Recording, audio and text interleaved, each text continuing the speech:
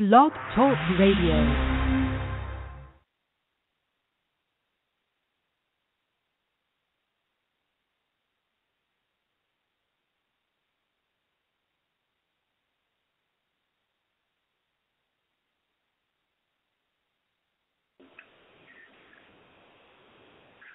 Hey, folks, this is Andrew Fisher. I am back on the air. I was told by Gemini Moon in the chat room that no one could hear me, even though my microphone was in my computer. Not exactly sure what the problem is, but I am here now. I am not going to be going over the news again. I am just going to go straight to the subject of entheogens, because that's what I'm going to cover on my show today. On December 31st, 2014, in case nobody could actually hear the beginning of my show, I'm just going to quickly recap the date so everybody knows in the subject of today's show. Entheogens. What is an entheogen? It says here on airwid.org, the site I'm going to be using, take the word into parts. Theo, God, spirit, that's what Theo means, the God or spirit, and gen, creation. It means creation. It says here, substances which generate God or spirit within. Peyote or psilocybin mushrooms are traditional examples of this. An entheogen, not exactly sure where the source is, the CSB's on entheogen nomenclature article, defines an entheogen as a psychoactive sacrament, a plant or chemical substance taken to occasion spiritual or mystical experiences. A hallucinogen or a psychedelic is the second definition, hallucinogen or psychedelic. But the general accepted use of this word, entheogen, has to do with psychoactive substances that bring out the divine or the spirit within, and there is a debate over whether or not entheogen can be considered a plant substance or not a plant substance. Airwid.org here does recognize as entheogens as strictly plant substances. And just give me a moment here to get to the list. I got a lot of pop-ups on my computer. I got a new computer, but there seems to be pop-up flaws. See if I can fix that problem in the very near future. All right, going to do the entheogen page. And I guess we'll start one by one here in regards to the types of entheogens. And, folks, it's going to be hard for me to type in the chat room. I only got one hand available now that I have to use my phone because the headset didn't seem to be working for some reason. So, first entheogen here, and by the way, subtitle here says spiritual and traditional use of psychoactives. So that's spirit and traditional use of psychoactives. First one here, amanitas. It's called Amanita muscaria to be specific, and its origin is from Siberia.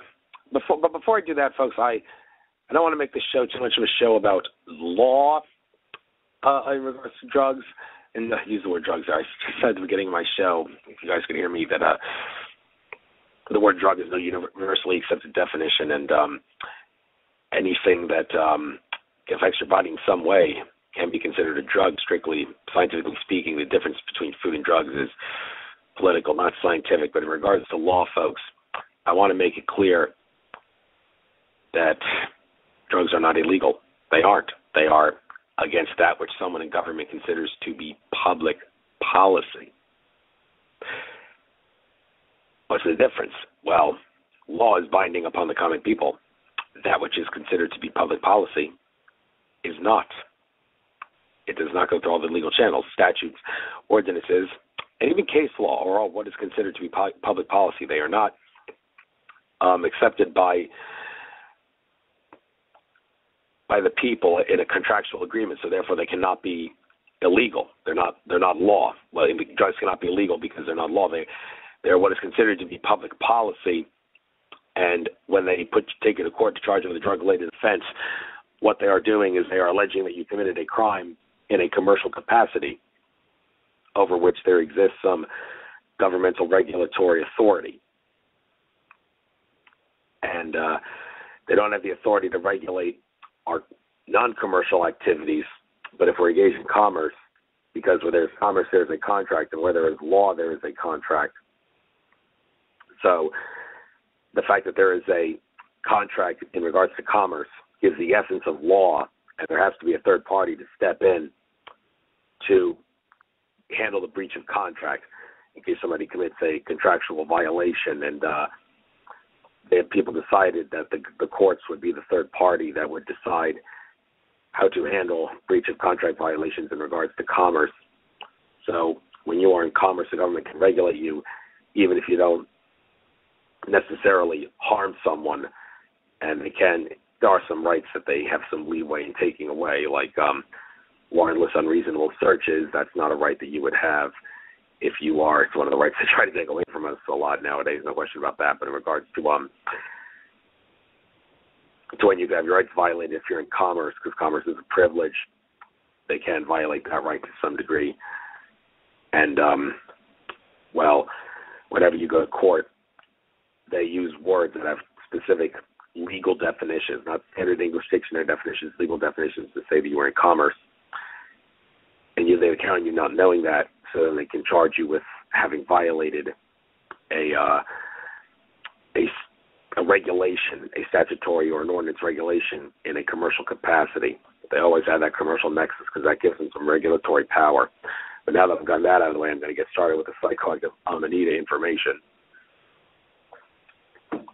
This is a substance that in the vast majority of countries is not illegal. Put the word illegal in quotation marks there because I just explained why earlier. But most countries, this is illegal. Most countries it is legal, and you can buy it over the internet. It says here in the description, psychoactive amanitas are mushrooms which contain the psychoactive chemicals ibotenic acid and muscimol. They have a long history of use in Asia and Northern Europe. They are best known for their distinctive appearance, bright red and yellows with white spots. Some people say that they're in Siberia. There's a lot of reindeer in Siberia. They eat the amanitas, and it makes them prance around like the dancing reindeer. And Santa Claus, red with some white spots on the suit, sort of looks like the amanita mushroom. I mentioned that in the last show at the intro. But there's a caution here. It says there are many species of mushrooms in the amanita genus which are not psychoactive. Some are deadly poisonous, while others are edible. I say I have someone in the chat room.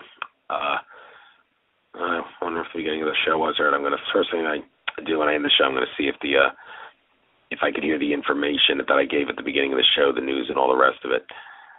I do hope these pop-ups are not the reason why that happened. But anyway, psychoactive amanita basics.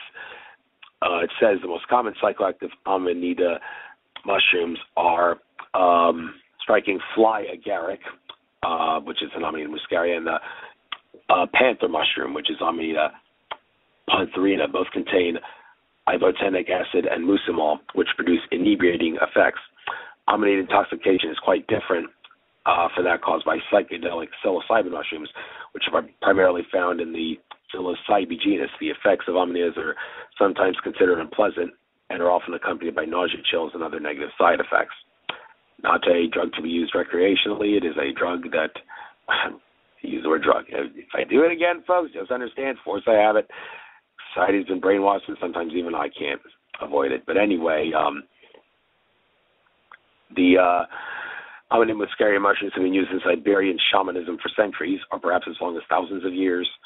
Some authors have speculated that the mushroom could be associated with other historical and cultural phenomenon, such as the mysterious magical plant soma described by early Hindu scriptures. So the dose here, I'm not getting into the price or the law. That stuff's not important for the purposes of this show. I want to try to keep it science-based. The dose, recreational dose range from 3 to 10 grams of dry mushroom material, depending on the strength of the specimen. Fresh mushrooms are considerably heavy. Other medium-sized caps of Amanita muscaria. One medium-sized cap is sometimes considered a moderate dose, but potency varies widely depending on the season in which they are picked and significant regional variations. Yes, you want to make sure that the soil is good and it's growing at the right time and everything. It does make a difference. Mother Earth can treat us well with its plants and to be used as food and also as shamanic and theogenic purposes. But we have to treat Mother Earth well for it to give out the best things. So make sure you grow Amanita properly.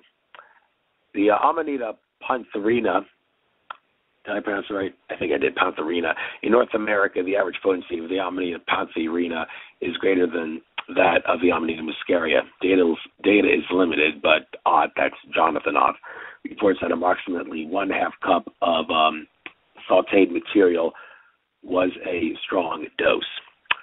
Okay, the chemistry here. The primary effects of amanitas come from ibotenic acid and muscimol. Muscimol affects the GABA system, while ibotenic acid stimulates glutamate in the brain. When baked or dried, ibotenic acid transforms into the more potent muscimol through decarboxidation. Let me pronounce that. Decarboxylation. All right, DECROBOXYLATION. You figure out how to pronounce it yourself. The alkaloid muscarine was believed to be the primary psychoactive agent in Amanita muscaria for nearly a century, but it usually occurs in amounts that are too small to have an effect. Muscarine contributes to some of the negative effects, such as increased sweating and salivating. Yeah, you don't always get something for nothing with these things. The side effects, some of them, even though it's a profound experience, it can cause unpleasant physical effects. Let's stop for some history here. Amanita muscaria mushrooms have a long history of shamanic use in some parts of Siberia, possibly dating back thousands of years. The earliest known documented account of Siberian mushroom use dates to 1658, when a Polish prisoner of war wrote, "They eat certain fungi in the shape of fly agarics, and thus they become drunk worse than on vodka. And for them, that's the very best banquet." Controversial theories have been advanced about other possible historical use of psychoactive amanitas. Most famously, R. Gordon Wasson argued in his book Soma that the Amanita muscaria was an entheogenic sacrament described by early Hindus in the Rig Veda. And that being said, I should point out that Michael Tsarian has said before that one of the Illuminati cults is the cult of the mushroom, and by that he means the Amanita muscaria mushroom. And the Amanita muscaria does seem to pop up quite a bit in regards to the Illuminati world. Jordan Maxwell did talk about that in a presentation he gave in January 2002, which can be seen on YouTube. It's about 3 hours long, about the Illuminati stuff that really, really deep into it. And he did a segment showing how Amanita muscaria symbolism seems to be pretty prominent. Well, the fact that it's got a cult of a mushroom to it in the Illuminati might have something to do with that. So, I'm going to get into effects a little bit, so I don't think I have to get into that right now. But the problems here, I should get into this stuff so people can exercise caution if they did try to buy this stuff off the internet and use it. And, well, let me make it clear, folks. Don't get any crazy ideas and do that if you don't know what you're doing. Amanita muscaria, tripping on it requires discipline and preparation, and also a nice relaxed state. Don't necessarily lie in bed because you might fall asleep. Because it's funny how when you lie in bed, even when you're not trying to fall asleep, your body just is accustomed to lying there and thinking sleep there, so you fall asleep there, even if you're not tired sometimes just because you lie in bed. So a bed is not a good place to lie if you want to try to exercise an out-of-body experience of some sort. Well, maybe some people beg to differ, but anyway, the point is, it's not. If you want to use Amanita and buy it off the internet, hey, knock yourself out. Just prepare well, all right? Because out-of-body experiences can be kind of out there. So, problems. There are a handful of deaths attributed to Amanita muscaria, but this appears to be extremely uncommon. Amanita muscaria and Amanita pantherina are frequently described as toxic in mushroom field guides, but this appears to refer to the putative undesirability of their psychoactive effects. Psychoactive amanitas are not cultivated and must be gathered in the wild. While the Amanita muscaria is distinctive in appearance, possessing a striking red cap, it is possible to confuse it for other species, such as Amanita regalis or Amanita causaria, which are not psychoactive. Other mushrooms in the Amanita genus are deadly poisonous. The destroying angel, Amanita virosa, and deathcap, Amanita phaliodes, or something to that effect, are two of the deadliest mushrooms known. The deadly Amanitas found in North America have white or greenish caps. Wild mushroom gathering is not safe if you do not know what you're doing. Many people experience nausea and or vomiting during amanita experiences, especially during the first few hours. Drying or cooking amanitas prior to consumption appears to reduce nausea. Other common negative effects include muscle twitching and increased salivation or sweating. The mental effects of amanitas are sometimes described as disturbing or disorienting. There are reports of individuals harming themselves under the influence. Didn't I just say you have to discipline yourself to do this stuff well if you choose to use it? All right, I'm going to try to get to the effects here. Is anybody in a... Yay, we have sound. Well, they can hear me over the phone. Gemini Moon, thank you for clarifying that in the chat room. I did just get a new computer, and according to my computer, my headset was plugged in, but I guess for some reason it wasn't. I'll find out during the beginning of the show if that can help out in any way. I want to make sure I fix this so I don't have to use my phone every single show. But now we're going to get to some really good stuff here. The psychoactive amanita effects. I know a lot of people who listen to this show are really going to want to listen to this segment. Positive effects. Euphoria, feeling of peace and well-being. Marked analgesia, pain relief. Also, physical relaxation, a dream state during the sedative effects. And the physical relaxation during the dream state can be highly detailed, colorful, and have a great sense of clarity and lucidity. Some people describe these as being similar to lucid dreaming. Some describe them as out-of-body experiences. As with normal dreams, the amanita dream state can consist of a wide variety of experiences. Internal dialogue. Some people report a strong sense in the internal discussion, a feeling of being able to think through personal issues. Others report a significant reduction of internal dialogue, sense of peacefulness, and internal quiet. Synesthesia is somewhat common, smelling words and tasting colors, etc. Wow, sounds intense. Clarity, often no interference with memory or logic. Many report strong clarity of thought and stillness of mind. Others report mild to strong confusion. I guess which kind you have determines on your state of mind before the trip. Internal focus, difficulty in focusing, concentration on external tasks, increased focus on internal imagination, imagery, and daydreams. Sociability, group interaction can become incoherent. Conversational weirdness, frequent changes in topic, near linear conversation. Yes, so that's a positive effect, conversational weirdness, and nonlinear conversations. Wonder why they put that in the positive list here. Sexual feelings, it says some people report increased sexual feelings. Others report very asexual, emotional, and sensual distance and coldness. All right, the neutral effects. So you know what? From now on, folks, I'm going to start with the bad stuff first, save the best for last. So this is the only one I'm going to go positive to negative. From now on, I'll be negative to positive. But this is neutral effects here for amanita. Sedative or sleepy effects. Others report excitation and energy bursts. Changes in body perception. Effects may include dramatic shifts in body perception and motor skills, including perceived changes in the size of body parts, increased strength, dizziness, clumsiness, change in preoccupation. Not preoccupation, proprioception. Whenever I thought it said preoccupation.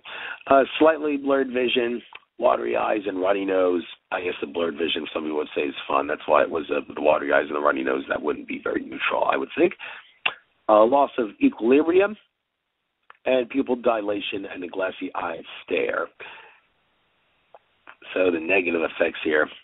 Mild to moderate to extreme nausea or stomach discomfort and cramps, increase with dosage, muscle twitching and trembling, which are not convulsions, increased salivation and perspiration, and a strong dissociation and delirium at high doses. Well, some people want to be strongly dissociated and deliriant, but others think it's too much. And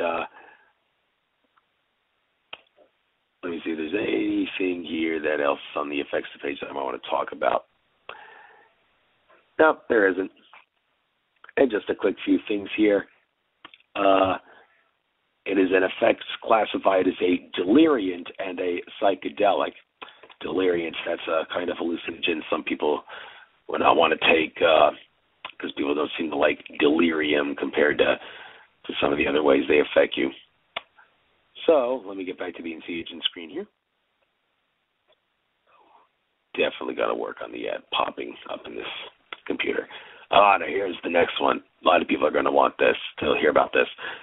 Ayahuasca. in the Amazon rainforest is where its origin is. And I did try to see the price for ayahuasca. Well, not for ayahuasca. How much? Well, this sort of would be the price for ayahuasca. A trip from the Philadelphia International Airport to get to Iquitos in Peru, which is a prominent ayahuasca hotspot.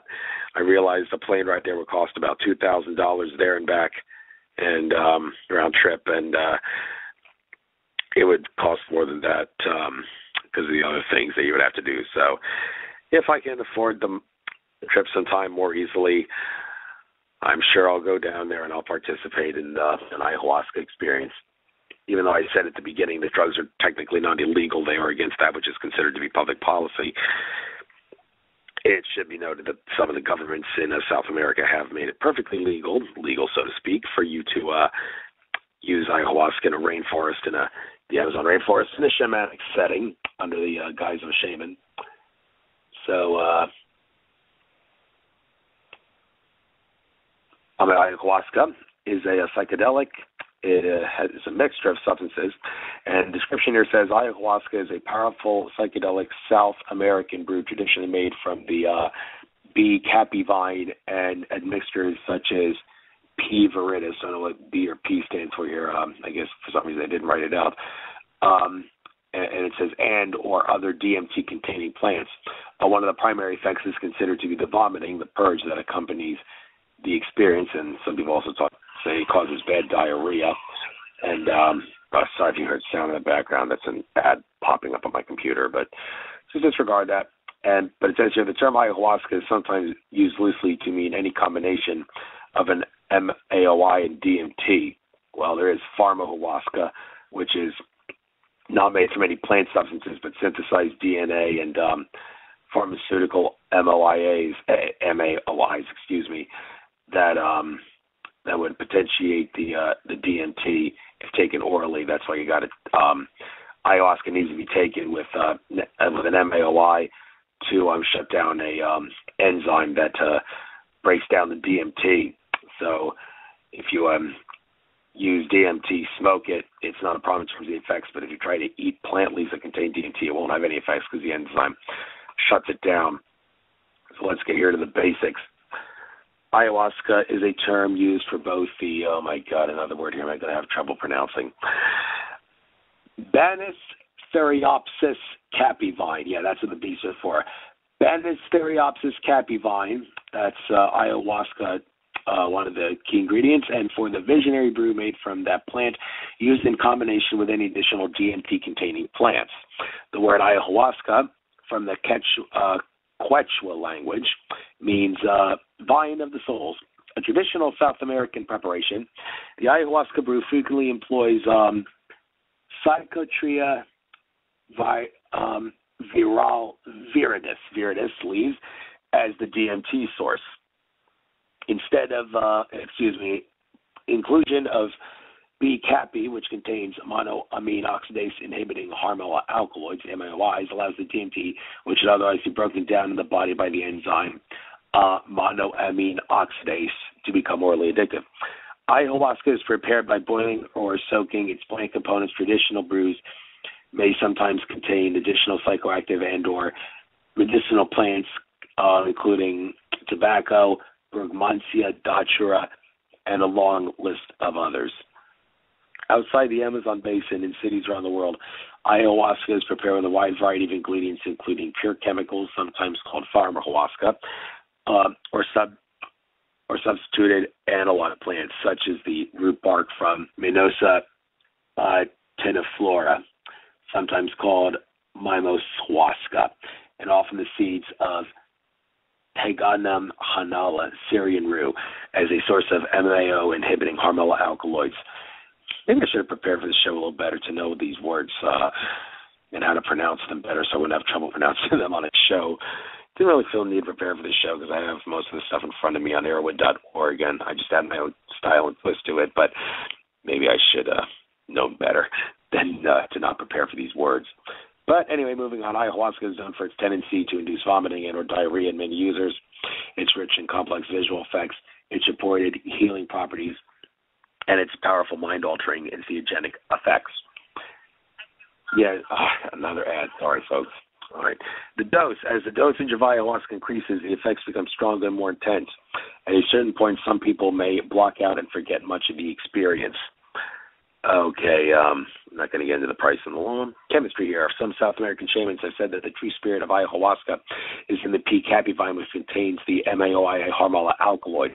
They say that the DMT-containing plants are primarily used to give the visions more color and depth, but are not the primary force of the message.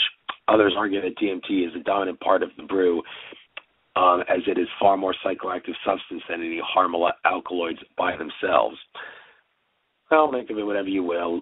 Put it all together, or it won't be perfect. So I guess there is no one is better than the other in regards to which is the important part. But one thing that I would like to point out here in regards to ayahuasca, a lot of users claim that they see a green snake. And why is that sign so common among people experiencing an ayahuasca experience? I don't know. Question for Andrew Barnes, perhaps.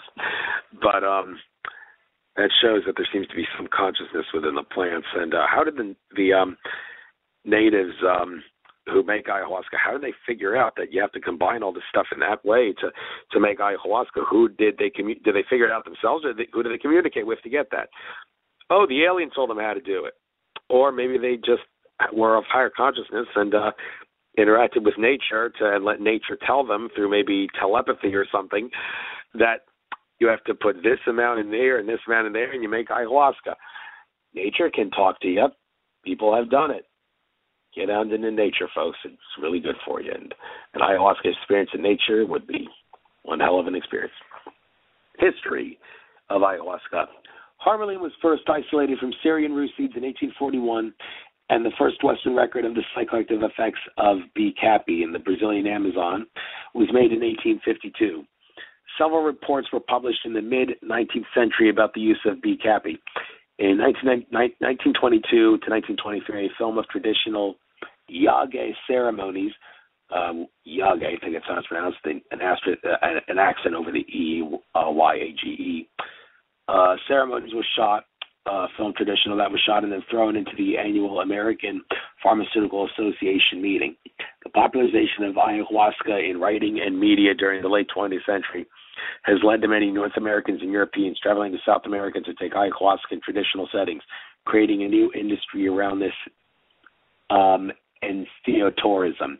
This industry helped cause a major shift in ayahuasca use is viewed in its native lands, and by 1990, ayahuasca brews started to be sold by street vendors in glass bottles in some South American cities. Well, it's not a substance that can be used recreationally. It's something that's supposed to be used shamanically, just like amanitas are to a great extent.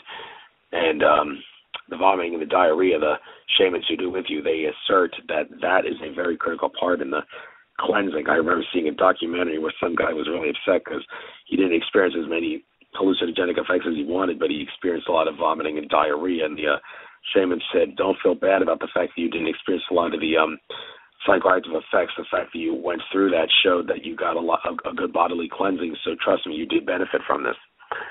But not going to get into the effects just yet, but the problems. There are a few serious injuries and deaths associated with ayahuasca use. Because ayahuasca contains monoamine oxidase inhibitor, which deactivates a key enzyme responsible for breaking down chemicals that could otherwise be toxic, it is possible to have severe negative reactions to ayahuasca, particularly if it is combined with prescribed foods and or drugs. Those who choose to consume ayahuasca should educate themselves on compounds that are contraindicated when taking MAOI drugs before attempting any use. Certain MAOI drugs with a wider range of drugs with a wide array of over-the-counter prescription or recreational drugs can lead to very unpleasant or fatal effects. There are many articles devoted to discussion of food and drugs that are contraindicated with any MAOI use. Also, with any intense psychedelic, ayahuasca can precipitate short or long-term changes in personality or catalyze psychotic or neurotic episodes. Well, most people say it does nothing but good for you. Ayahuasca does.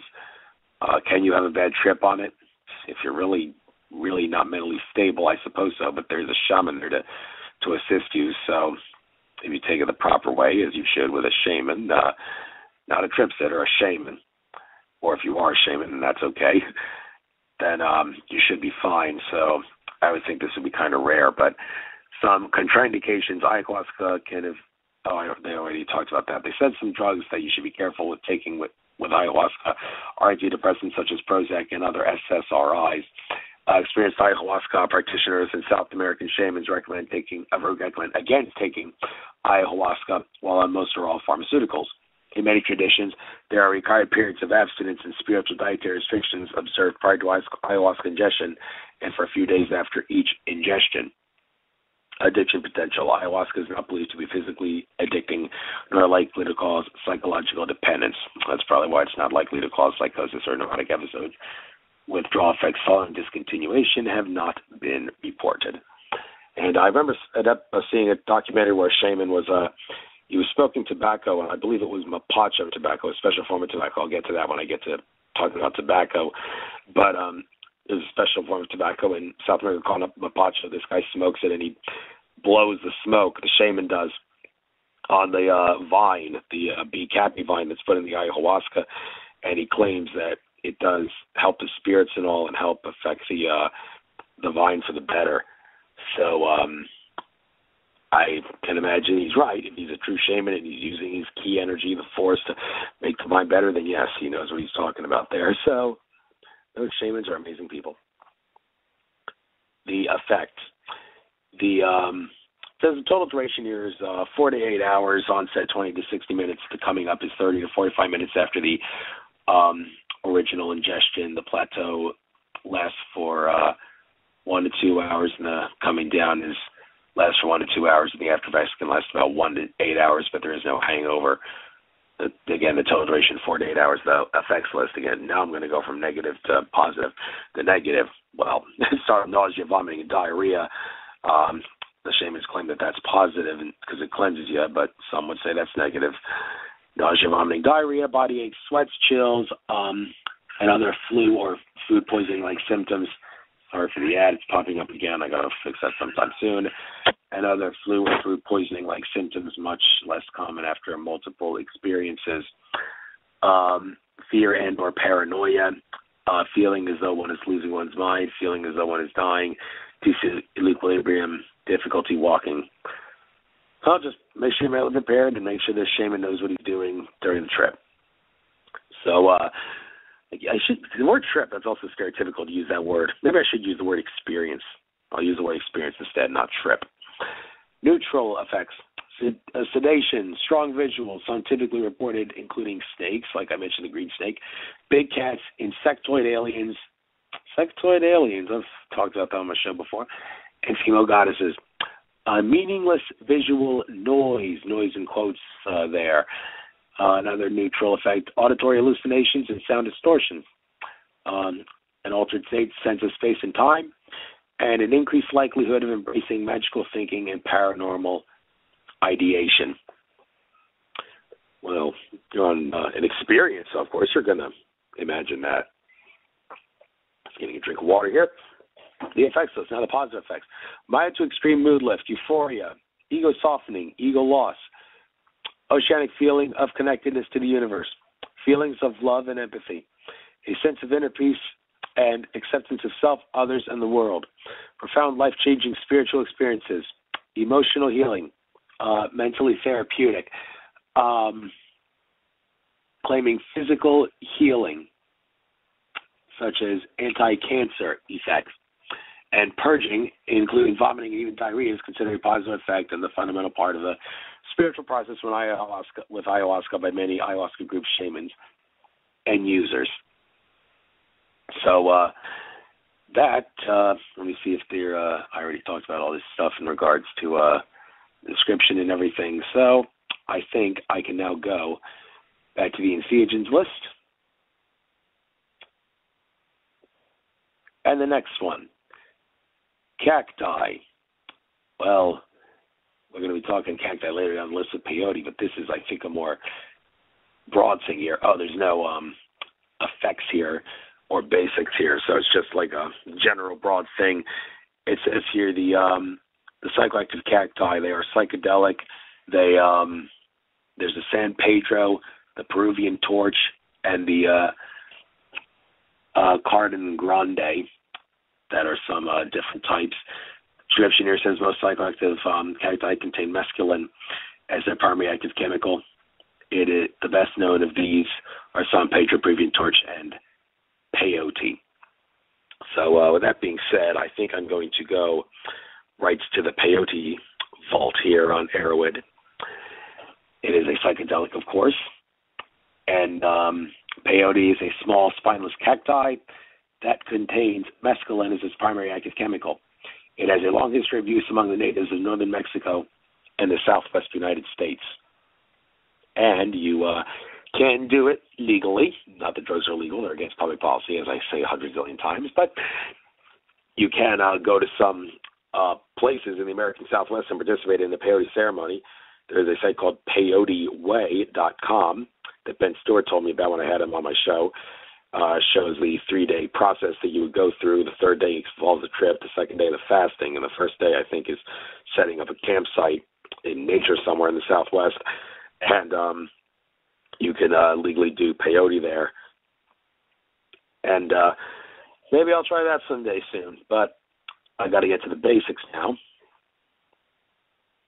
All right. Nobody in the call board to the chat room that's new, so I recognize the other people in the chat room there. Glad you're there, but can't talk to you right at the moment. Got to get to the description here. Peyote is a small button-shaped cactus 2 to 5 inches in diameter, which grows in Mexico and the southwest United States. Peyote is a hallucinogen, producing significant physical, visual, and perceptual changes. It is traditionally dried and eaten in a ritual setting to induce visions, and has been used by natives in Mexico for thousands of years. The peyote is used recreationally by some. It is relatively uncommon on the street. Because a single peyote button can take 5 to 15 years to mature, there is some concern about the overharvesting of peyote in the wild. So there is no dose thing here, but chemistry, the primary effects of peyote come from its main alkaloid, mescaline. Some history here. The use of peyote as a psychoactive was first reported by Spanish conquistadors when they first arrived in the New World in the late 15th century. Based on historical Chichimeca and Toltec events, estimates are that peyote has been used by native Mexicans for thousands of years. Use of peyote spread during the late 19th and early 20th centuries. So let's go back to peyote here and go to the effects. The total duration, about as long as an ayahuasca experience, 5 to 8 hours. The onset is 60 to 120 minutes after ingestion. Coming up is about 30 to 60 minutes after ingestion. The plateau is 3 to 5 hours after ingestion, and the coming down is 1 to 2 hours, and the after effects last 6 to 8 hours. The effects list here. Positive, feelings of insight. Bright, no, what am I doing? I said I'm going to save the best for last. Go to the negatives first. It says likelihood of negative side effects increases with higher dosages. Nausea and or vomiting. Well, some would say the vomiting is a critical part of the cleansing. Chest and neck pain in the early stage of experiences. Shortness of breath, an uncomfortable change in body temperature, sweating and chills. Confusion, difficulty concentrating, problems with requiring linear focus. Difficulty communicating. Inhibition of sex drive, insomnia, unpleasant or frightening visions, unwanted and overwhelming feelings, depression, anxiety, paranoia, fear, and panic. Now the neutral list. They got a lot of things on the list here. General change in consciousness, as with most psychoactives, a loss of appetite, a change in body temperature and regulation. And speaking of loss of appetite, I did mention they say that you should fast before you take peyote if you go on a peyote way, a spirit journey that they allow you to do. I don't know why that is the case. I'm sure they have a reason for it, but anyway, let's get on here. Change in body temperature regulation, unusual thoughts and speech, unusual focus. Another ad to have to give. Unusual focus in either small details or large concepts, changes in meaning or significance of experiences. Mild to extreme distractibility, changes in perception of time, changes in perception of reality.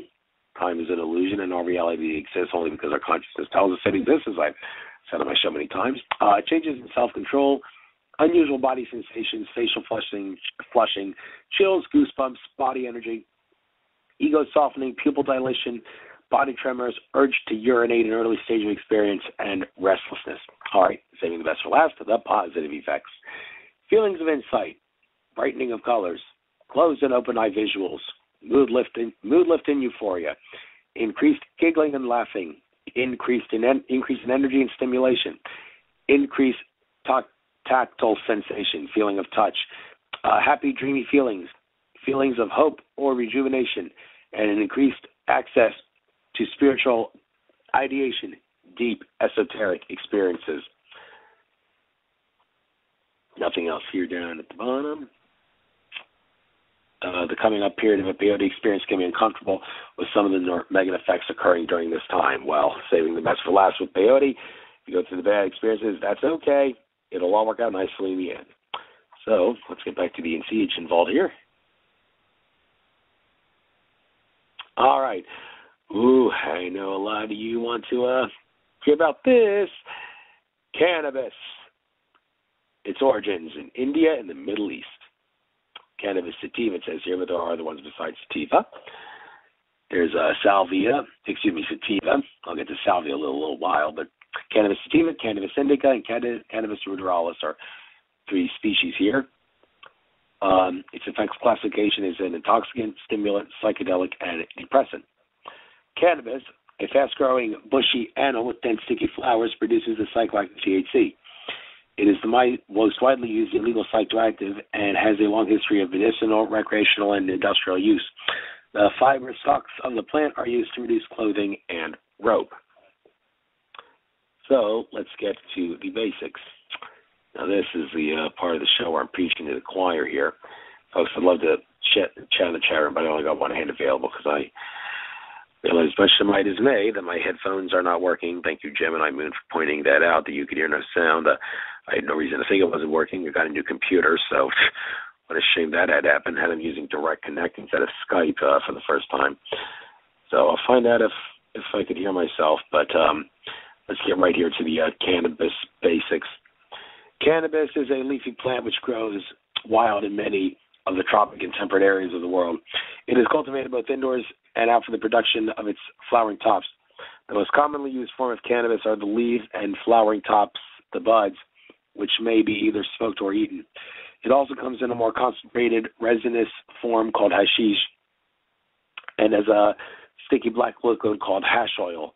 There are three distinct species of cannabis, sativa, indica, and ruderalis, though there is some argument as to whether these should be considered varieties rather than species. Most recreationally used cannabis is a result of interbreeding between these three types. And by the way, just as I mentioned recreationally, I just want to make it clear again, folks, this show is not supposed to be about recreational drug use. It's supposed to be as a tribute to entheogen substances that are used as entheogens. Any stuff I mentioned about recreational drug use here is just going along with the flow of what Erwin writes.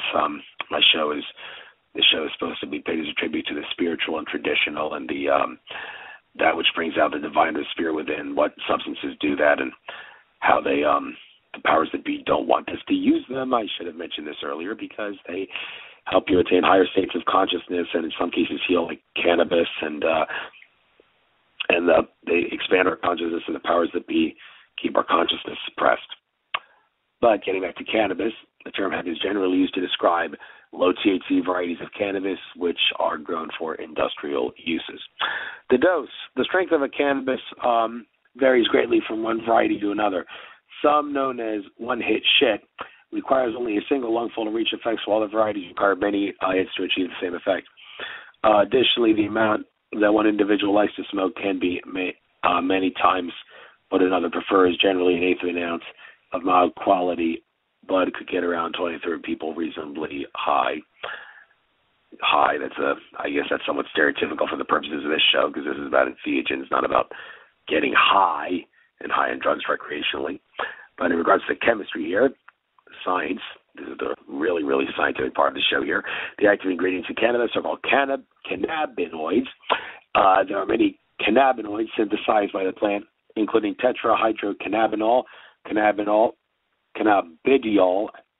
cannabinolic acid, cannabigerol, and cannabichromina.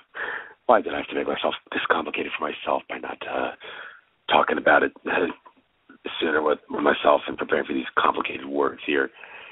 So anyway, delta-9 tetrahydrocannabinol is thought to be responsible for most of the psychoactive effects of cannabis, and is the active ingredient in synthetic THC pills such as Monol.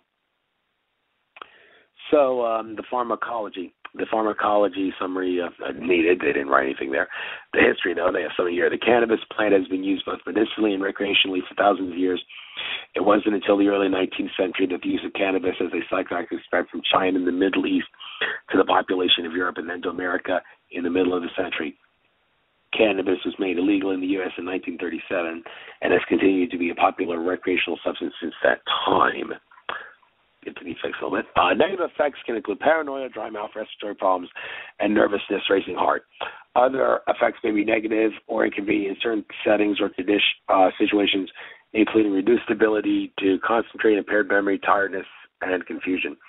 Side effects tend to increase with lifetime use. As user ages, they often report the anxiety-producing and uncomfortable effects increase and the euphoria decreases. Contraindications: avoid driving. Yes, some people say it helps me when I'm driving because I'm more likely to drive more carefully and help prevent an accident. Well, no. Some say never drive high on anything. Well, I'm just going to point this out here for the purpose of making sure people don't do anything stupid if they decide to use entheogens. While there has been little formal study into the effects of cannabis on driving, it is generally a good idea to avoid driving while under the influence of any psychoactive or intoxicating substance. Several studies have shown that drivers who use alcohol and cannabis in combination, are far less capable than when taking either substance alone. Such studies have shown that cannabis causes impairment in drive performance, but that users often are aware of the impairment and compensate by driving more carefully. Okay, the addiction potential is next. Regular use of cannabis can lead to psychological habituation for some people, making it difficult for them to quit. Studies have estimated that between 5 and 10% of those who try to smoke cannabis will become daily users sometime during their life, but most of these smokers will have given up the habit by age 30, and a few remain daily smokers after age 40. Most people do not experience, sorry for the ad again, folks, how many times I said that?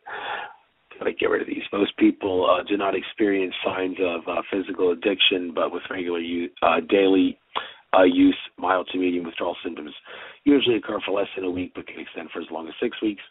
Long-term health problems. The most common and negative health impact of regular cannabis smoking are lung and throat problems, including coughing, increased frequency of throat and lung infections, and reduced lung capacity. There are concerns about possible long-term carcinogenic cancer-causing effects of cannabis smoking, but the results are somewhat controversial. It can be safely said, however, the health risks increase with frequent and duration of smoking anything. Well, some would argue, doesn't the consciousness of the plant interact with your body in a way that doesn't make it harmful? Well, a trained shaman, I suppose, could allow for that to be possible. But some would say smoke.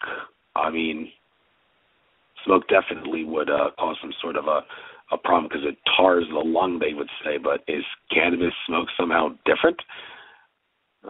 Maybe it requires a little more research there. Risk of death. There are no confirmed published death reports from cannabis-only poisoning. Especially given the wide use of cannabis, it appears that fatal reactions are approximately unheard of. There are a small number of people who report serious cannabis allergies, which cause unexpected intense reactions, throat and lung irritation, etc. Heart issues. Because cannabis increases heart rate, it could potentially increase risk of heart problems in those at risk of heart disease. One study found that cannabis use increased the risk of a heart attack in men over 40, but its findings were weak and based on a very small number of individuals. In a large study of 65,000 individuals in California, cannabis was found to increase mortality rates on users under 50. All right, then one final problem here. Mental illness. For those with schizophrenia, paranoia, or symptoms of psychosis, the use of cannabis, alcohol, and other recreational drugs can contribute to worsening symptoms and a decline in normal functioning. It is less clear whether cannabis causes asymptomatic or otherwise healthy people more than temporary paranoia and anxiety, though several major studies have documented an association between the use of cannabis by young people and later diagnosis of psychotic disorders. Those with a family history of psychotic disorders who are otherwise predisposed to mental illness may be at increased risk of problematic mental health issues if they use cannabis. And that goes back to making sure you are mentally stable, because if you don't, you are more likely to have a bad trip, a bad experience. Trip is a stereotypical word. Experience is a better word to use. I said that earlier, didn't I? So, let's get to the effects. If I have any time left in the show after I cover the basics and the effects here, I might get into some more detail on the history, but it depends on how much of these substances, but it depends on how well this goes. So, the cannabis duration, when it is smoked, the duration is 1 to 4 hours. The onset starts out 10 minutes after the puff, 0 to 10 minutes. Coming up 5 to 10 minutes. The plateau, 15 to 30 minutes after the original smoked puff, and the coming down 45 to 180 minutes after first puff. The after effects are 2 to 24 hours, and the hangover day after can last up to 24 hours. The cannabis duration for oral use, eating it, the total duration is 4 to 10 hours. The onset is 30 to 120 minutes. Coming up is 30 to 60 minutes. Again, this is after the original eating of the cannabis. The plateau is 2 to 5 hours. The coming down is 1 to 2 hours. And the after effects, 6 to 12 hours after eating it. And the hangover the day after is 0 to 24 hours. Is oral use of cannabis, eating it, used for shamanic and entheogenic purposes? I'm not sure. I don't know that. I mean, I know some people who use it, people who use it, who smoke it, would probably know that you could get high off of it by eating it. Of course, I probably shouldn't have mentioned this earlier. You would eating cannabis, just the plant is not going to get you high. You have to put it in brownies or some other recipes that you can make it in. But in regards to entheogenic and spiritual use of marijuana by eating it, I haven't really heard of that. Smoking, yes, but eating it, no, I haven't. But let's go here to the duration here. Duration is strongly affected by dose tolerance and individual reaction. Those who use cannabis regularly experience a shorter duration than those who do not. Note that most cannabis users smoke multiple times in a single session, and this extends the duration. For oral consumption, duration is complicated by stomach contents and delivery mechanism. Taking THC capsules on an empty stomach lasts much shorter than eating THC-containing cookies or food, which take hours to fully digest. There's been some research into the pharmacokinetics of THC, how it moves through and is processed by the body. Groten-Herman's research showed that the peak THC concentration after smoking was between 15 to 30 minutes and slipped down for 1 to 2 hours. He also showed that oral consumption caused the THC levels to peak between 2 to 4 hours and last for 4 to 8 hours. All right, here's the effects list. The effects of smoking cannabis are usually lighter than those of most other recreational psychoactive substances. People are generally capable of carrying out normal actions and activities while high on cannabis. Actually, it's a really long list here. Withdrawal symptoms. Let's start with that. After stopping heavy use, mild to moderate, non-life-threatening withdrawal symptoms can occur after daily use in some users. Withdrawal symptoms normally last 2 to 4 days, up to 6 weeks with long-term use. Severity of symptoms is related to frequency and duration of use and individual sensitivity. Reduced experience of pleasure, headaches, general unease, discomfort, difficulty sleeping, desire to smoke cannabis, slight loss of appetite, finding non-stoned life a bit dull, increased boredom, fatigue, lethargy, slow thinking and talking, and stoned-like abstract thinking, impatience with or annoyance at linear thinking. The hangover, days after, the hangover happens day or days, they put the word S at the end of day in parentheses, after using cannabis, a dry mouth, tired, red, dry, or itchy eyes, joint stiffness, fatigue, drowsiness, foggy, or slow thinking, reduced memory skills, slower speed, or recall. And now the negative effects. Again, we're going negative to positive here. Coughing, asthma, upper respiratory problems, difficulty with short-term memory during effects and during periods of frequent use, racing heart, agitation, feeling tense, mild to severe anxiety, panic attacks in sensitive users or with very high doses, or using increases risk of getting too much, headaches, dizziness, confusion, lightheadedness or fainting in cases of lowered blood pressure, paranoid and anxious thoughts more frequent, possible psychological dependence on cannabis, clumsiness, loss of coordination at high doses, nausea, especially in combination with alcohol, from pharmaceuticals or other psychoactives. It can participate or exacerbate latent or existing mental disorders. Neutral effects, general change in consciousness, increased appetite, snackiness, the munchies, slowness, driving, talking, changes in vision such as sharpened colors of light, closed eye visuals, somewhat uncommon, tiredness, sleepiness, and lethargy, stimulation, inability to sleep, less common, bloodshot eyes, more common with certain varieties of cannabis and inexperienced users, mouth dryness, sticky mouth, varies with strain, interruption of linear memory, difficulty following a train of thought, cheek, jaw, facial tensions, and numbness was commonly reported. Racing thoughts, especially at high doses. Time sense is altered. For example, cars seem like they're moving too fast. Time dilation and compression are common at high doses. And now the positive effects. Mood lift, euphoria, increased giggling and laughing, relaxation, stress reduction, creative, philosophical, abstract, or deep thinking. Ideas flow more easily. Increased appreciation or awareness of music, deeper connection to music, increased emotional impact of music, increased awareness of senses, and, they list the 5 senses here, but anyone who understands we're all infinite consciousness knows we have more than 5 senses. Change in experience of muscle fatigue, pleasant body feel, increase in body-mind connection, pain relief, headaches and cramps are relieved, reduced nausea, increased appetite, used medicinally for reduced nausea and increased appetite. And I don't really think medicinal use of marijuana would necessarily be classified as entheogenic or shamanic use of marijuana, but some might debate that if you think of shamanic and spiritual work as being, healing. Well, it is. I don't know. It depends on point of view. Boring tasks for entertainment can become more interesting or funny. Well, the cannabis part, I know a lot of people were looking forward to that. But we got to move on here.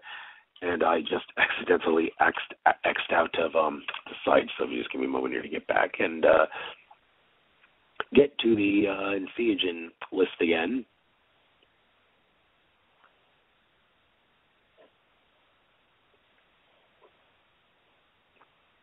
Almost there, folks. Okay.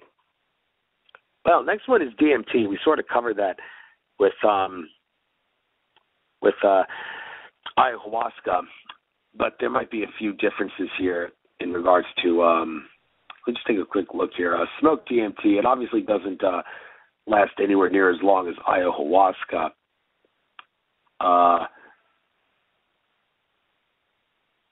Here's something from the effects here. I think I should point out because a lot of people are familiar with Terence McKenna. He offers a nice description here. I don't think I'm really going to get too much into the smoked DMT part. If you want to take DMT, ayahuasca is the way to go. So with that being said, I'm not going to spend too much time on this. But to quote Terence McKenna, the feeling of doing DMT is as though one had been struck by noetic lightning. The ordinary world is almost instantaneously replaced, not only with a hallucination, but a hallucination whose alien character is its utter alienness. Nothing in this world can prepare one for the impressions that fill your mind when you enter the DMT sensorium. So I think what I'm going to do here, maybe I'll quickly go over some of the effects.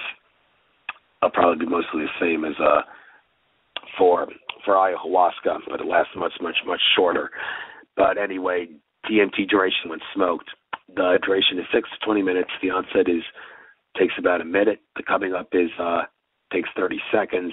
The plateau, it lasts 3 to 15 minutes, and the coming down is from the last 3 to 5 minutes. The after effects are 15 to 60 minutes after smoking it. So the negative effects. Negative. Overly intense experiences. Hard on the lungs to smoke.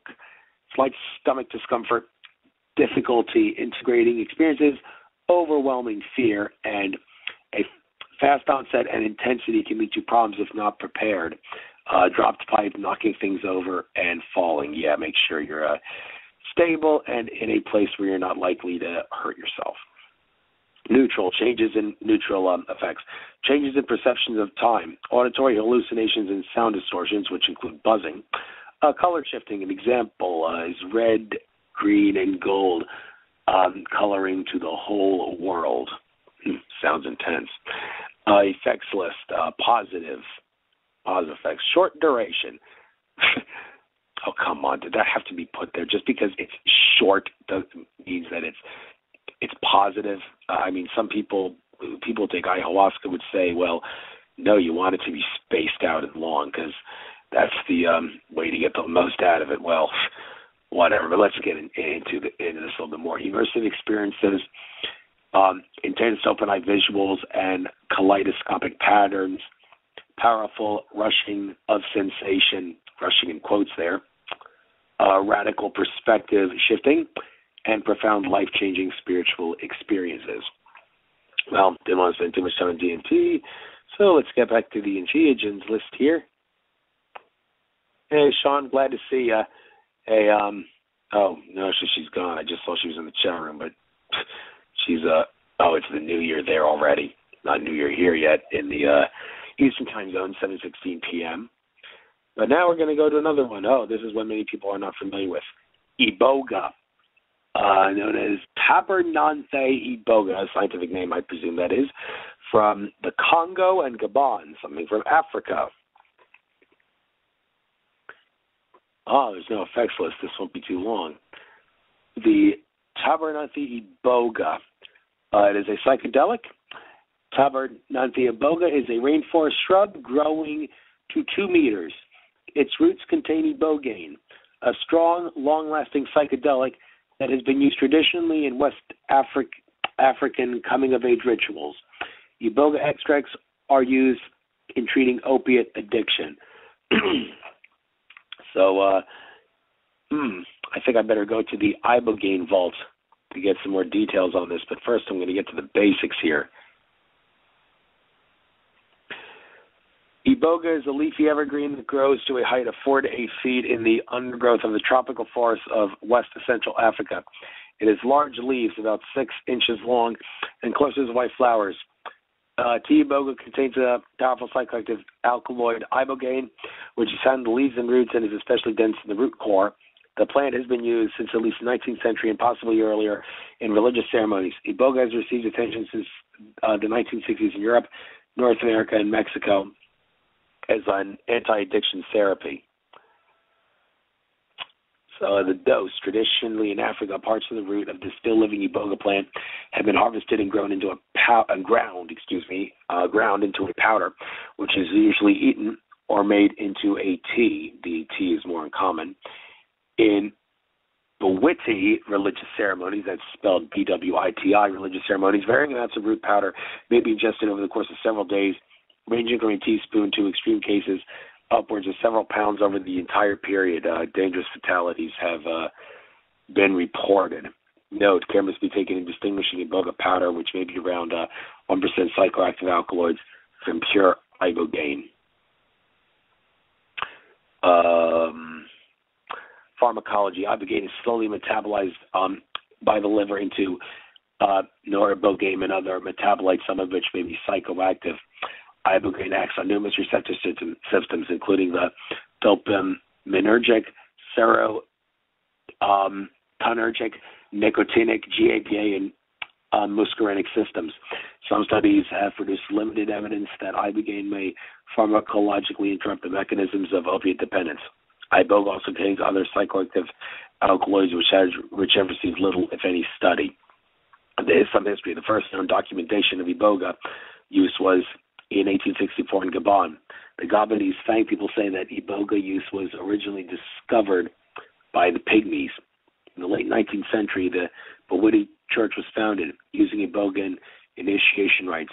Bawiti was driven underground by French colonial forces from the 1930s until the late 1950s. Now upwards of 20% of the Gabonese populace is Bawiti. So a quick effects thing here, then I'm going to go to the ibogaine vault to get more in detail on this. When taken as an entheogen, in an entheogenic dose range, ibogaine often causes extreme nausea and vomiting, which may be followed by numbness of skin, mild auditory, and dreamlike visual hallucinations lasting for 3 to 4 hours. This is frequently followed by an intense autobiographical inventory of the events and significance of one's life, lasting from 8 to 20 hours. Lingering physical effects such as difficulty sleeping may persist for an additional day or two. When taken orally, the effects of iboga typically begin within 45 minutes to 3 hours. The most intense effects of iboga may last 24 hours or more, during which time a user may be immobilized. After effects may last an additional day or two. Some problems here. Several deaths have resulted directly from iboga use. Users frequently experience extreme nausea. Depending on dose, users may be incapacitated and or immobilized for many hours. High doses of ibogaine, beginning at about 50 to 100,000 milligrams per kilogram, have been shown to have neurotoxic effects in rats and other human primates. Their therapeutic doses may not be neurotoxic. Contraindications. Individuals have a history of heart ailments, high blood pressure, aneurysm or stroke, glaucoma, hepatic liver or renal kidney disorders, or hypoglycemic may be at higher risk. Do not operate heavy machinery and do not drive.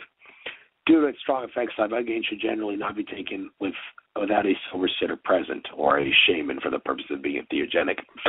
Individuals should consider carefully before taking ibogaine in situations where they are solely responsible for themselves or anyone else. Individuals in the midst of emotional or psychological upheavals or with a history of psychological illness should use extreme caution in taking ibogaine or any other powerful psychedelic. Addiction potential. Ibogaine is neither physically addictive nor likely to cause psychological dependence. Withdrawal effects following discontinuation have not been reported. There are several known fatalities due to ibogaine use. Some of the deaths have occurred in clinical or quasi-clinical environments. Traditional iboga use is reported by some West Africans to be occasionally fatal, and there is at least one documented case of fatality following ingestion of an unknown quality of iboga root bark. So I'm going to X out of this. And, the ibogaine, it doesn't even have an effects list either. And that's interesting. Let's see if there's anything here. No, the effects are actually not very in detail on this subject for iboga. Maybe it's not, or iboga, whatever it is pronounced. Maybe it's not something a lot of people want to take, so there's no need to put that in there.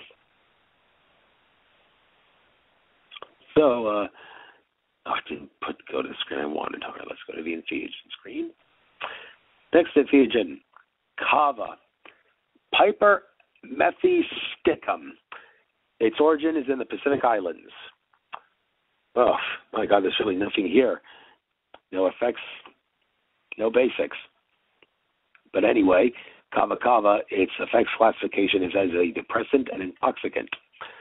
Kava is, or kava, two words, some just use a single word for the sake of simplicity, is a tropical evergreen shrub with large heart-shaped leaves and woody stems. Its thick roots are mashed to ground and made into cold beverages used similarly to alcohol. It has a long history of rites and recreational use in Pacific Polynesia and is now a common herbal product. Well, I'm not exactly sure what the effects are. Are there any related vaults here, perhaps? No, there aren't. So I guess it has a little bit of a drunken effect to it, and the reason it's listed as an entheogen is because it involves rites and recreational use and, a long history of ritual, not recreational. That's not entheogenic, but the ritual use is the reason why it is used as a entheogen because it has ritual purposes. So I guess I really can't spend too much time on kava because there's nothing left in regards to what to talk about. So that being said, we'll get into what I know a lot of people are interested in hearing about this one.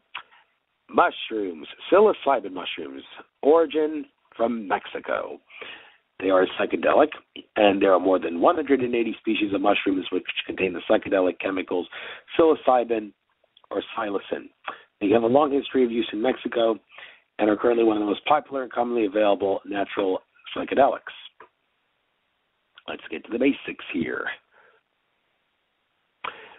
First, I need a drink.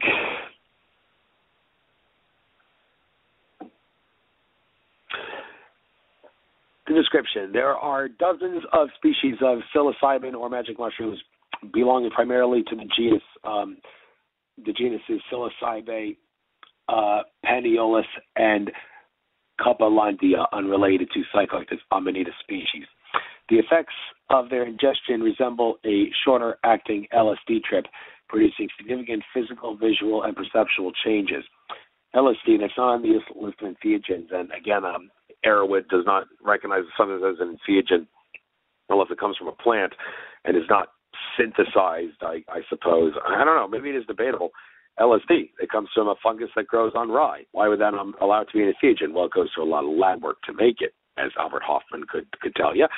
But for some reason, Erowid did not decide to put it on its list of substances that are entheogens. I mean, there are some, don't mean to get off on a tangent here, but some would say there are substances that are synthetic that can be used as entheogens, like the cough medicine you buy at your local neighborhood pharmacy. That could be used for shamanic purposes.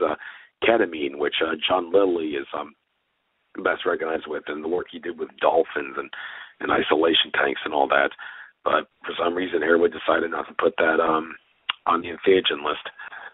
So, but anyway, moving on with psilocybin mushrooms. Nearly all the psilocybin-containing mushrooms are small brown or tan mushrooms, easily mistakable for any number of non-psychoactive, inedible, or poisonous mushrooms in the wild. This makes them somewhat difficult and potentially hazardous to identify. The primary distinguishable feature of most psilocybin-containing mushrooms is that they bruise blue when handled.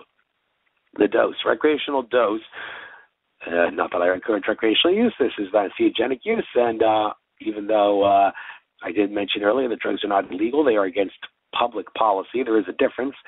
That does not stop the fact that if the cops catch you with this, they will put you in handcuffs and all the rest of it, and the courts will allege that you did something that you committed an infraction in a commercial capacity. They always go to that commercial nexus to try to violate your common law right to not be charged with a crime unless you cause harm or intend to cause harm to another person or property through either negligence or deliberate intent. No harm or intent to cause harm, no negligence, no deliberate intent to cause harm, no crime. That's common sense, that's common law, but the courts don't act like that, especially in regards to the use, possession, and sale of drugs. But anyway, the dose, recreational dose range from 1 to 5 grams of dry mushrooms depending on the species and individual strength of the specimens. Dosages for wet mushrooms will be approximately 10 times higher, 10 to 50 grams. Because different species vary in size, the number of mushrooms per gram will also vary. And chemistry here, the primary effects of mushrooms come from several active alkaloids they contain. The most common are psilocybin, psilocin, and baeocystin. Psilocybin is a more stable compound than psilocin, but is broken down into psilocin after ingestion. Production. Psilocybin-containing mushrooms grow wild across the United States and in many countries around the world. There are also several species which are easily cultivated with a fairly simple and inexpensive setup. Most recreationally used mushrooms are cultivated rather than picked wild. Some history. Psilocybin mushrooms have been used for thousands of years by Native Americans in Central and South America. The first European record of their use showed up in the 16th century, writings of a Spanish priest who wrote about the Aztecs' use of both mushrooms and peyote. In 1957, Wasson became the first in modern times to document and publish a description of his experience in Life magazine. The active ingredient of the mushrooms, psilocybin, was soon isolated, and by the mid-60s, mushrooms were being both studied and used recreationally. In 1968, possession of psilocybin mushrooms was made illegal in the United States. I'm going to get to the effects in a little bit. Some problems here to point out: most people experience nausea and or vomiting during mushroom experience, especially with higher doses. Other possible negative effects include anxiety and unwanted or frightening thoughts and visions. Mushrooms, though perhaps to a lesser degree than LSD, can precipitate strong temporary changes in an individual's experience of life and reality. It can be a powerful psychoactive experience, especially at high doses, which is significantly affected by experiences set and setting. Recent experiences, especially strong ones, can have a substantial effect on a trip.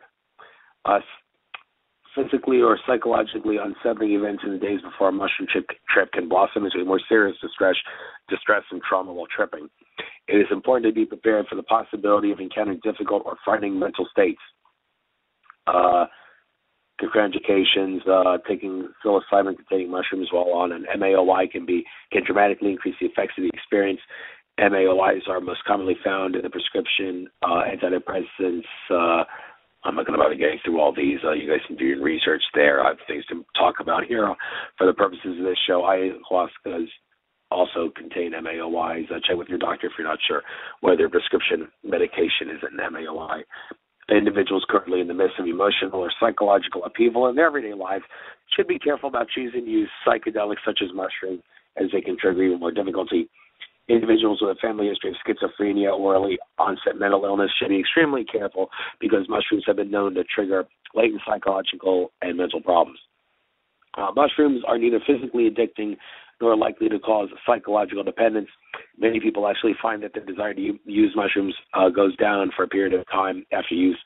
As with most substances, some people will use them more frequently than they are comfortable with. There is a short period of tolerance after mushroom use. Using mushrooms 2 days in a row is likely to lead to a diminished experience the second day, thus spaced 5 to 7 or more days apart. This effect is nearly non-existent. Okay, there's nothing else there to read on this page, so let's get to the effects.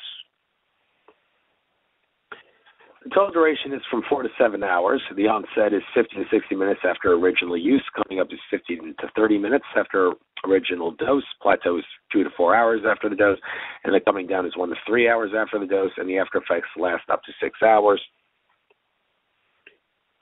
Let's get to the negative effects first. Intense feelings of fear. Headache, usually as effects wear off, sometimes beginning the next day, lasting for up to 24 hours. Nausea, gas, gastrointestinal discomfort, especially when mushrooms are eaten raw and or dry. Mild to severe anxiety, dizziness or confusion, fainting or lightheadedness. It can precipitate or exacerbate latent or existing mental disorders. And working memory disruption, reduced ability to do tasks requiring current remembering and attention. So now we go to the neutral effects.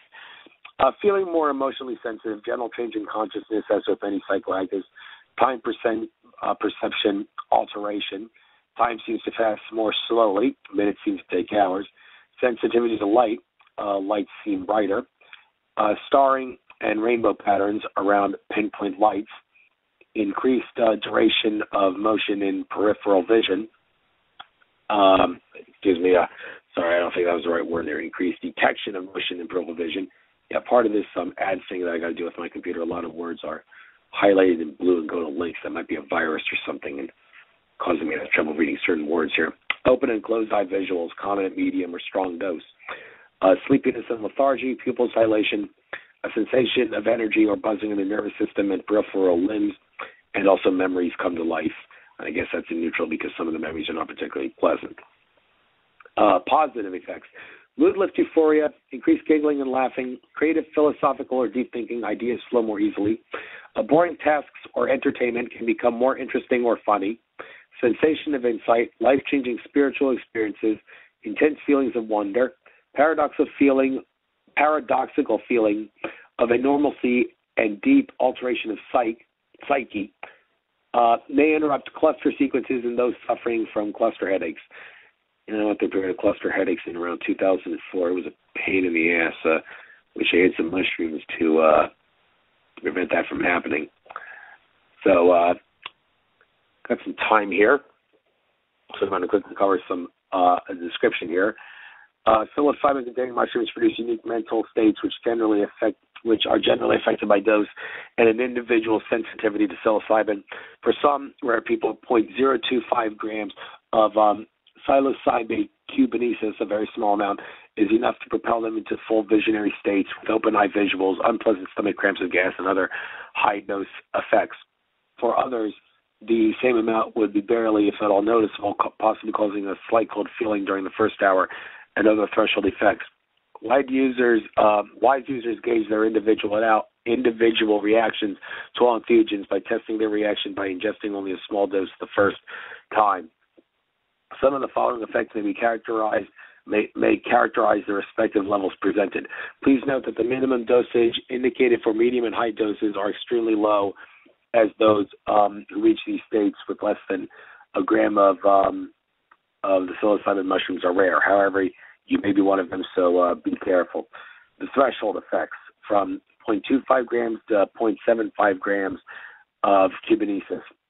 Slight cold feeling, mild gas or nausea, feelings of nervousness, slight pupil dilation, mild visual changes, including lights seeming brighter, lights having a starry look, and noticing movement at the periphery of vision, giddiness, feeling more emotionally sensitive, and other light effects related to a change in neurochemistry. The medium effects, 0.75 grams to 2.5 grams of the mushroom, cold feeling, gas, and or stomach discomfort, nausea, pupil dilation, open eye visual effects, lights exhibit auras, star pattern effects, rainbowing around lights, lights seeming brighter and often more beautiful. Notice movement of periphery, sometimes increased ability to focus, sometimes reduced ability to focus. Visual field distracting, visual field entertaining. Closed eye visuals, normal closed eye blobs take on pattern shapes, distinct forms, increased ability to visualize creatively, spontaneous detailed images, feelings of time dilation, feelings of coming home again, often more pronounced for those who have used mushrooms before, feelings of belonging and connection, increased emotional sensitivity, increased ability to focus on emotional problems or memories, chances of thought becoming caught in the loop, dwelling on a single thought or feeling, usually negative or painful, realizations about past feelings, realizations about how to live, gaining new perspective on current lifestyle and behavior, feelings of connection with others, noticing things are normally ignored or taken for granted, feelings of wonder, spirit, joy, sadness, despair, religious awakening, contentment, and possibly latent psychological crisis can't come out. As you can see, this is a hodgepodge of both neutral, positive, and negative effects all into one, not one specific list after the other. So user and discernment, it's not rocket science to figure out which ones are positive and which ones are negative. So I'm going to drink here, folks. Okay, now we're going to get to the high dose effects, 2.5 grams to 10 grams of the mushroom. All of the medium effects usually with a significantly more uncomfortable coming up, more pronounced nausea, rarely resulting in vomiting, sometimes significant mental discomfort associated with feelings of fear, and oftentimes accompanying a what have I done to myself or how far am I going thought. The unpleasant coming up effects usually lessen with familiarity and more knowledge about the safety and character of mushroom effects. High dose effects are usually characterized by the closed eye visualization being significantly more elaborate and unfolding. Religious revelation, spiritual awakening, near-death experience, loss of life, talking to seemingly external, autonomous entities, extreme emotional responses, repressed memories coming to life, latent psychological crisis can come to the surface, an increase in artistic sense, an increased feeling of wonder, connection, joy, fear. High dose effects can also include extreme time dilation with experiences of wall clock minutes taking an experientially large amount of time, watching clocks or digital counters where the seconds seem to take minutes to count off. One of the most interesting effects is the feeling of awakening for the first time ever from a previous state of sleep, the feeling of liberation from what is now seen as a lifelong state of misunderstanding. Paradoxically, it is this new awareness that feels normal and natural, and the previous fog is seen to have been unreal all along. The the mushroom seeker can be convinced that, once again, this awareness is impossible to lose, but inexplicably the next day, it is just a memory. Sounds intense indeed. So, that will do it for the mushrooms. The psilocybin mushrooms, not the amanitas. Did amanitas earlier at the very beginning. Now we're going to, I think we only have time for two more things. Don't know how much time I'll have to get into the history here. Salvia divinorum is next on the list. Let me make it clear that Andrew Bartzis, a Akashic Records reader, my number one source of information on this show, once said during a question and answer session that salvia should only be used by shamans of the highest order. Well, he didn't really say they should only be used, but he said they are used by shamans of the highest order. So, in a sense, sort of he was kind of implying you shouldn't take that unless you're a shaman, and I believe Terence McKenna did actually say, do not take salvia unless you are a shaman. But in many places, it can be bought legally off the internet, not just the plant, but also the extract. And for the purposes of making this show educational and for understanding how those in the field of shamanism use entheogens, I will still cover this anyway without making any recommendation that you do this or any of the other substances that I talked about for that matter. It is listed as an atypical psychedelic. They put the word atypical before the word psychedelic because it's so abnormal in terms of effects. Salvia divinorum is a sprawling perennial herb found in the Sierra Mazatec region of Mexico. Its leaves contain the extremely potent salvinorin A. It has a history of buccal use as a divinatory psychedelic and has been widely available since the mid-1990s, primarily as a smoked herb. Its effects are considered unpleasant by many people. Yeah, why are they unpleasant? Because it's supposed to be done by only the shamans of the highest order. So, let's get to the basics here. Salvia divinorum is a soft-leaved green plant native to southern Mexico, which contains a powerful psychoactive chemical known as salvinorin. Salvia divinorum has been used traditionally in Mexico for healing and divination and become available in the underground psychedelic culture around the world starting in the early 1990s. Salvia divinorum is also known as La Pastora, the shepherdess, the leaves of the shepherdess, diviner's mint, or diviner's sage, and in context simply as salvia. There are many species and varieties within the genus Salvia, and plants commonly found in garden stores are almost certainly not Salvia divinorum unless specifically labeled as such. Strong effects can be difficult to attain from smoking dried leaf, but extracts and potent seed-bred leaves can cause dramatic, sometimes frightening, and completely enfolding entheogenic mind states. Many people who try Salvia divinorum do not find the effects at all pleasant and choose not to repeat the experience. Salvia divinorum is traditionally used by chewing pairs of leaves. Modern use includes both smoking and chewing the leaves. When the leaves are chewed, the quid and bitter juice are held in the mouth to increase absorption. The dose. Many people find it difficult to achieve full effects by smoking dried Salvia divinorum leaves. Those who are successful generally require multiple large hits of a pipe or bong. Typically, smoked dose with a plain leaf are between 0.2 to 0.5 gram, about one large dried leaf. For sublingual consumption, a typical dose range is 10 to 50 grams of fresh wet leaf, approximately equal to 6 to 30 leaves, or 2 to 10 grams of dried leaf, usually reconstituted before consumption. Salvia divinorum extracts generally come in 5x, 6x, and 10x concentrations. Dramatically less material is required the more concentrated the extract is. 10x is more concentrated than 5x. A single hit of extract may be more than enough for any of these concentrations. So, there's salvinorin A and salvinorin B, this is chemistry here, are naturally occurring chemicals which are not structurally similar to any other common psychoactives, hence why salvia is an atypical psychedelic. Here's some history for you. Salvia divinorum was first recorded in Western literature in 1939 by Jean Bassett Johnston while studying psilocybin mushroom use in Mexico among the Mazatecs. R. Gordon Wasson continued to document its use between 1931 and 1962 and confirmed its psychoactivity on himself. The use of Salvia divinorum likely dates back far into early Central American history, but documentation is so far very slim. Salvia divinorum remained an obscure entheogen until the mid-1990s, when Daniel Siebert and others began self-experimentation and sales of the leaf began over the net. It is becoming illegal in some more places, though. I wonder what's causing that. Many people don't want to take it, so why would the powers that be concerned about its using it? I guess maybe some people who have become brainwashed by the war on drugs and think it's designed to help us. It's not. It's the war on drugs. I don't think I ever mentioned this show. I'm just going to go off on a quick tangent here.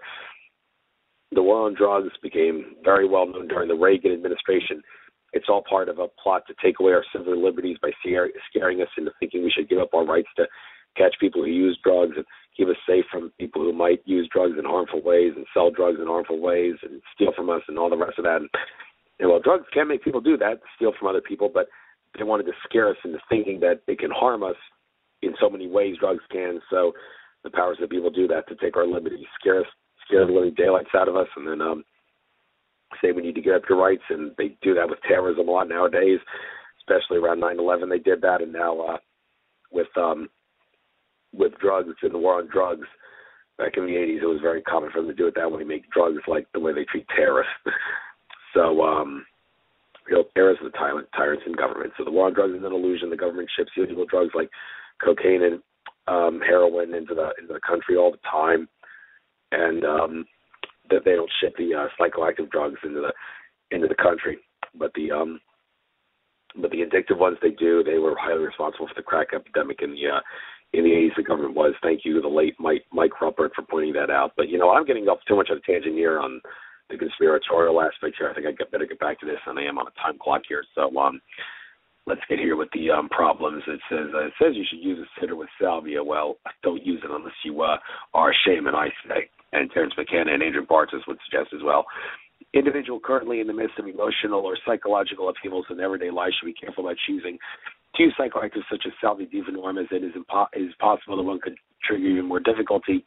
Individuals with a family history of schizophrenia or early onset mental illness should be extremely careful because strong psychoactives have been known to trigger latent psychological and mental problems. Addiction potential. Salvia divinorum is not known to be either physically addicting or likely to cause psychological dependence. Withdrawal effects following salvia discontinuation have not been reported. As in most substances, some people will use it more frequently than they are comfortable with. There appears to be no tolerance of salvinorin A, so an experience can be extended or amplified by smoking more. All right, now let's get to the go to the effects page. Smoked salvia divinorum. The duration is 30 to 60 minutes. The onset is 20 to 60 seconds after the first puff. Coming up is 1 to 2 minutes after the puff. Peak is at 2 minutes after the puff. The plateau is 5 to 8 minutes after the puff. The coming down is 15 to 30 minutes, and the after effects are 15 to 20 minutes after the puff. All right, effects list. Overly intense experiences, fear, terror, and panic. Increased perspiration, possible difficulty integrating experiences. Higher doses can cause your inability to control muscles and maintain balance. Falls are reported. Mild to moderate headache, usually starting after effects wear off. Neutral effects. Powerful closed and open eye visuals. General change in consciousness, as with most psychoactives. Altered perceptions. Change in body temperature, flushing. A sensation of physical push, pressure, or wind. A sensation of entering or perceiving other dimensions or alternate realities. Feeling of presence or entity contact. Disassociation at high doses, walking or standing. Positive effects. Short duration when smoked. Radical perspective shifting. Increase in sensual, and aesthetic appreciation. Sorry for the ad there. Creative, dreamlike experiences, insight into personal issues. So let's get back to the Entheogen vault. As Entheogen is salvia. I got one more on the list here. Don't think I'll have any time to get into the deep history of these substances. Maybe I will on another show. But one last Entheogen, tobacco. Tobacco is an entheogen. Yes, a lot of people wouldn't think of it as one because so many people use it in some sort of a recreational sense in most cases. But it has a long history of use as a shamanic inebriant and as a stimulant, of course. Tobacco, the plant, is an annual or biannual, growing 1 to 3 meters tall with large sticky leaves that contain nicotine, and it also contains MAOIs, just like the bee cappy vine with ayahuasca.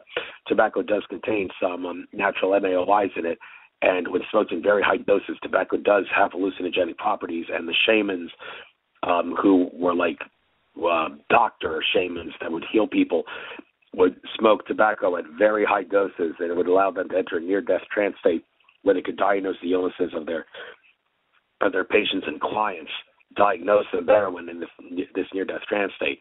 That's just the consciousness of Mother Earth and the plants interacting with the individual. And Andrew Bartzis, in his question and answer sessions, he often smokes natural tobacco, and people accuse him of smoking pot. It's not. It's not pot. It's natural tobacco, and he does emphasize it's natural, and he has emphasized that the plant's consciousness, the Mother Earth and the plant's consciousness, if you can interact with that, you can smoke it in a way that's not going to hurt your body, because the plant will see to it that you do not get hurt. And the smoke, he says that smoking tobacco helps in communicating 2 dimensions, which people can understand better, and the smoke does have some metaphysical and spiritual effects, but I don't really have time to elaborate on that. I got to get to this in greater detail. So, stuff with tobacco, they don't have a basics or an effects list, but I do have stuff to talk about here. I actually used to be a pack-a-day cigarette smoker, and I then switched to cigars, and my craving went down. I didn't smoke cigars anywhere near as much as I smoked cigarettes, and these were pure, all-natural cigars. And then after cigars, I switched to smoking pipes. And then after smoking natural tobacco from pipes, I then went to mapacho tobacco. I mentioned earlier, mapacho is a special form of tobacco. You can buy it off the internet in bundles. It comes in bundles of tobacco. It's native to South America, and it has a very, very high concentration of nicotine and MAOIs compared to other forms of tobacco, so much so that this would be the best tobacco for shamans to smoke if they wanted to enter that near-death trance state to diagnose illnesses with. I did buy some. I did smoke some mapacho, and then my craving for tobacco went down more so, a lot more than when I had even been smoking cigars. Not that I really had a craving when I was smoking cigars, and now I don't smoke tobacco at all. And that experience has led me to believe that what makes tobacco addictive and harmful, I mean, nicotine is a poison. If you eat nicotine like plants, the overdose will kill you. But if you smoke it, the smoke itself does, because of the consciousness of the plant and the powers of the smoke, it can make sure that you don't overdose on nicotine and such, and your body can handle it. And the chemicals in the cigarettes, the cigarettes that we're familiar with that are not all natural tobacco, there's lots of chemicals in there that are what are toxic and make the substance addictive. So yeah, even though nicotine is toxic, when smoked, it's not going to kill you. But these additives, these synthetic additives and chemicals, they can kill you, and they're in much higher concentrations in the cigarettes and packs that we normally buy compared to all natural cigars. And the fact that my craving went down when I started smoking cigars, and the fact that it went down even more when I switched to mapacho out of a pipe, has led me to believe from experience that it's the additives and chemicals in tobacco that make it harmful and addictive, and not so much the nicotine. So, but anyway, with that being said, I see here there is a nicotine vault. I might as well go to that. And because, again, the MAOIs, in the tobacco, they are very critical for the shamanic purposes of the tobacco. Shamans could tell you that, but the nicotine at the same time, it is does play a role in it as well. And let's get to the basics here. All right, description. Nicotine is a powerful psychoactive alkaloid that is most commonly administered through smoking or chewing leaves of the tobacco plant. Nicotiana tabacum and Nicotiana rustica. That's the mapacho, Nicotiana rustica. Although starting in the late 20th century, nicotine gums and other products began to be used widely. Nicotine has a long history of use in its natural form and remains a widely accepted and commonly used psychoactive substance. despite being highly addictive and linked to serious health issues. But again, I think it's more so the additives and the chemicals that cause that. Anti-smoking regulations and media campaigns have substantially reduced use of nicotine in Europe and North America in the last 20 years. The dose, as of 2004, testing shows that the average cigarette contains 12 plus micrograms of nicotine and delivered approximately milligrams of nicotine, and delivered approximately 1.2 to 1.8 milligrams to the smoker. And then they get into the nicotine gum patches. This is all recreational stuff with those nasty cigarettes. Really not going to get too much into this, but here's some chemistry for you. Nicotine is an alkaloid similar to others found in tobacco, such nomicotone and anabasine, which exhibit similar pharmacological effects. Nicotine content varies considerably between different tobacco species. In Nicotiana rustica, it can be high as 18%, while rarely exceeding 9% in Nicotiana tobacco. It is primarily found in the leaves of these plants, though it occurs in flowers, stems, and roots as well. Nicotine is an oily liquid at room temperature. History. Tobacco was probably first cultivated in either Peru or Mexico. The plant has a long tradition of shamanic and cultural use in North and South America, as well as in the interior of Australia, where it was grown and used prior to the arrival of Europeans. Nicotine is named for French diplomat Jean-Nicot de Villemain, who advocated the use of tobacco in Europe in the late 1500s. The pure chemical was first isolated in Germany in 1828 and was synthesized in 1893. During the first half of the 20th century, there was a great debate about the potential health risks associated with cigarette smoking, leading to significant attempts by many countries to reduce smoking rates. And then they get a nicotine gum, but I'm not going to get into that. Nicotine exerts paradoxical effects, acting as both a stimulant and a relaxant. It causes increased heart rate and blood pressure, while also acting as a muscle relaxant and reducing anxiety. It suppresses appetite and causes increased bowel activity. Initial exposure may result in nausea, dizziness, and lightheadedness. The experiential effects of nicotine change with habituation. Those new to the drug often experience lightheadedness and strong mental effects, where those who use nicotine regularly do not generally experience those effects. Over time, the effects of nicotine are not only calming, but also said to enhance attentional focus and increase the pleasure of other activities. Research suggests that nicotine resets the sensitivity of reward systems to a new increased level, thereby imprinting an indelible memory of its effects. In other words, smoke a cigarette and eat an apple. The apple seems to be just a little bit more satisfying than an apple without the cigarette. Nicotine may provide some beneficial effects on certain psychiatric conditions and has been preliminarily shown to slow onset of Parkinson's disease symptoms. Its stimulating effects may be used by ADHD sufferers as a self-treatment. I'm thinking ADHD is not really a disease, just some of the big pharma companies brainwashes into thinking is a real disease. Although nicotine's beneficial effects on attention disorders has not been established in the scientific literature. Nicotine tends to reduce appetite even in regular users. Onset. When smoked, nicotine absorption is very rapid and effects are almost immediate. Chewing tobacco results in slower onset but longer duration of effect. I'm not going to get a nicotine gum, that's not even shamanic at all. Duration. After smoking a single tobacco cigarette, primary effects persist for approximately 10 to 45 minutes, with lingering effects for 1 to 2 hours. Maybe chewing tobacco gum is shamanic. It's a point of view issue, but I'm not getting back to something I'm done talking about already. But anyway, orally ingested nicotine lasts 45 to 120 minutes with lingering effects lasting several hours. It says nicotine is highly toxic in humans, but that's if you eat it. If you smoke it, it's not the same exactly. So, folks, that does bring me to the end of my show. Again, for those of you that joined me in the middle of the show, I found out from one of the people in the chat room that she cannot hear me because for my headphones, which I plugged into my new computer, which I got as a Christmas present. So I will check to see if there is a problem there and see if I could hear myself on the radio, or hopefully it was just a little glitch with that only I was having. But I'll try to work it out. Hopefully I won't have to use my cell phone for every show. Don't like having it near my head. A lot of harmful things come from cell phones. So with that being said, I'm going to bring this show to a close. And hope you all have a happy new year. Make some good resolutions. Our new year should start on March 20th, the spring equinox. This Gregorian calendar bullshit is designed to screw us over in so many ways. But that's a whole other story. So without further ado, I'm going to bring the show to an end and just finish by saying Neil Kramer spirituality and metaphysics expert of sorts. He will be my guest next Wednesday from 6 to 8 p.m. So, folks, I hope you enjoyed this Entheogen special. Didn't really miss anything in terms of the important stuff, except for the news with Alex Jones and company at the beginning. If that isn't available, that's what you missed. So all of you who hate Alex Jones, you didn't miss much, but all of you who love Alex Jones, I'm sure you would have liked to hear that. But anyway, I'm bringing the show to a close. This is Andrew Fisher signing off. Namaste, everyone. Hope you enjoy your new year and the rest of your trek throughout consciousness.